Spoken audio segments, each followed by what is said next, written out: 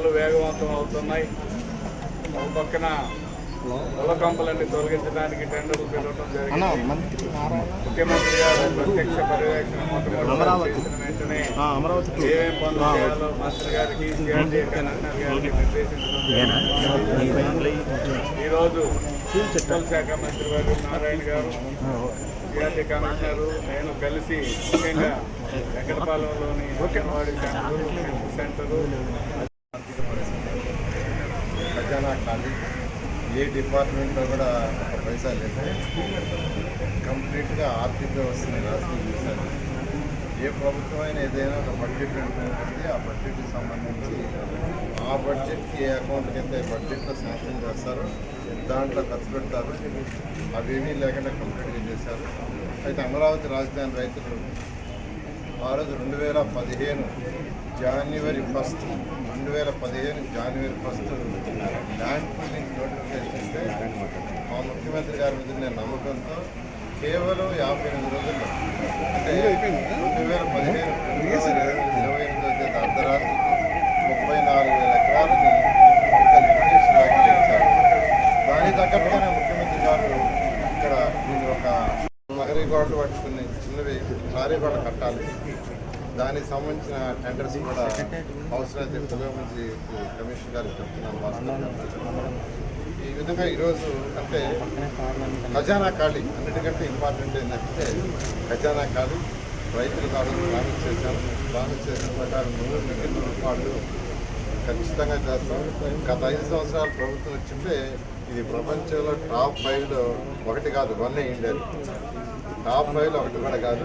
ఆ రోజు ముఖ్యమంత్రి గారు నాకు ఇచ్చిన టార్గెట్ ప్రపంచంలో టాప్ 5లో ఒక రాజధాని కట్టమని. అది ఆ డిజైన్స్ చేసిన డిజైన్స్ కావచ్చు, normal cost and partners London వాళ్ళు చేసిన డిజైన్స్ అవన్నీ చూస్తే నిజంగా 1 ఇండియాది మన దురదృష్టం. అయినప్పటికీ ఇప్పుడు మించిపోలేదు. రైతులకు ఏదైతే ప్రామిస్ చేసామో ఆ రోజు శ్రావణ్ గారు కావచ్చు, నేను కావచ్చు, విలేజ్ అన్ని తిరిగి ఇంకా కొంతమంది పార్టీ నాయకులు అవన్నీ కూడా ఫుల్ఫిల్ చేస్తాం. ఈ సందర్భంగా 100 రోజుల టార్గెట్లో నా డిపార్ట్మెంట్లో అన్నా క్యాంటీన్స్ పెట్టాము. అన్నా క్యాంటీన్స్ మొత్తం 203 అప్పుడు శాంక్షన్ చేశాము. ఆ 203లో ప్రతి నెల ఇక్కడ నుంచి ముఖ్యమంత్రి గారి ప్రారంభోత్సవ కార్యక్రమాలు ఉంటాయని చెప్పి మంత్రి నారాయణ గారు తెలియజేయడం జరిగింది. శరవేగంగా రాజధాని అభివృద్ధి చెందుతుంది. దీంతో పాటు అనేక సమస్యలు ఉన్నాయి. ఆ సమస్యలను కూడా నేను ప్రస్తావించడం జరిగింది. అవి ఒక్కొక్క పరిష్కారం అవుతాయి. రైతుల సమస్యలు ఉన్నాయి, గ్రామాల్లో సమస్యలు ఉన్నాయి, పేద వర్గాలు ఎస్సీ ఎస్టీ సమస్యలు ఉన్నాయి, అసైన్ రైతులకి కూడా సమస్యలు ఉన్నాయి. అనేక సమస్యల్ని ఒక్కొక్కటిగా పరిష్కరించుకుంటూ వస్తారు. అసెంబ్లీ సమావేశాల్లో అవసరమైన చోట ఈ అంశాలన్నింటినీ కూడా ప్రస్తావించడం జరుగుతుందని తెలియజేస్తూ ఈరోజు ధన్యవాదాలు తెలియజేస్తున్నాను ముఖ్యమంత్రి గారికి, నారాయణ గారికి. ఈ కార్యక్రమాలు పెద్ద ఎత్తున త్వరగా ప్రారంభమవడానికి అన్ని చర్యలు తీసుకుంటారు. గవర్నమెంట్ వార్డు ఆ వచ్చిన ప్రభుత్వం 3 ముక్కలాట మొత్తం నాశనం చేసింది. అయితే మళ్ళీ ఈ ప్రభుత్వం రాగానే వెంటనే ముఖ్యమంత్రి గారి ఏరియా అంతా విజిట్ చేశారు. విజిట్ చేసి మంచిగా నాకు అనేక ఈ ప్రాజెక్ట్ వీలైన తొందరగా కంప్లీట్ చేయాలి. దాని మీద యాక్చువల్గా ప్రభుత్వం ఫైనాన్షియల్ ప్లానింగ్ చేస్తుంది. ఫైనాన్షియల్ ప్లానింగ్ ఆల్మోస్ట్ ఒక స్టేజ్కి వచ్చింది.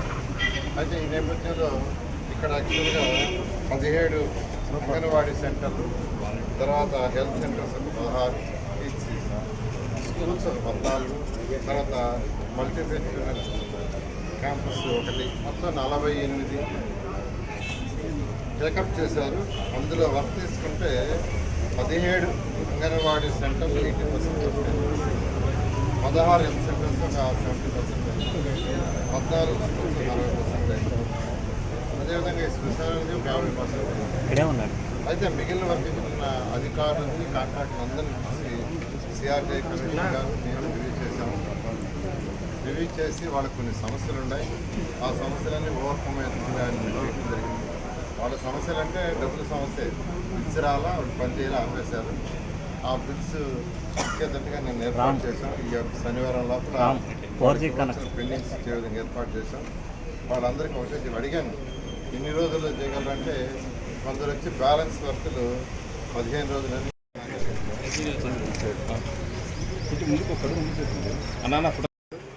మాట్లాడారు, అన్ని రకాలు మాట్లాడారు. మన రాష్ట్రానికి రావాల్సింది ఏదైతే రావాలో చట్టబద్ధంగా రావాల్సినటువంటి మాట్లాడారు. ఏదైనప్పటికీ 10 గంటలు వెయిట్ చేస్తే క్లారిటీ.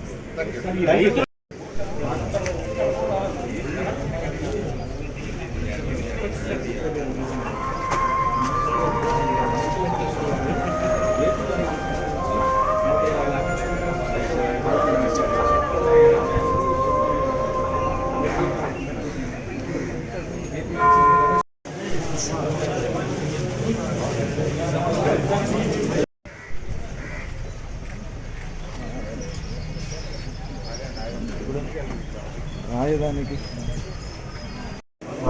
టెండర్లో కాంపౌండ్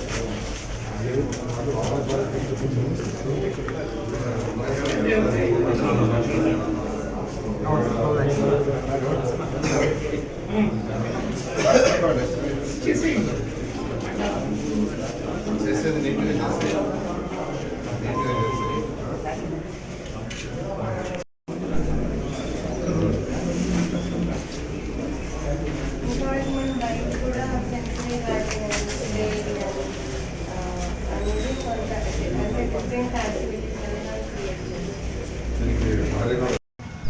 మొబైల్ లిక్విడ్ వేసేయండి.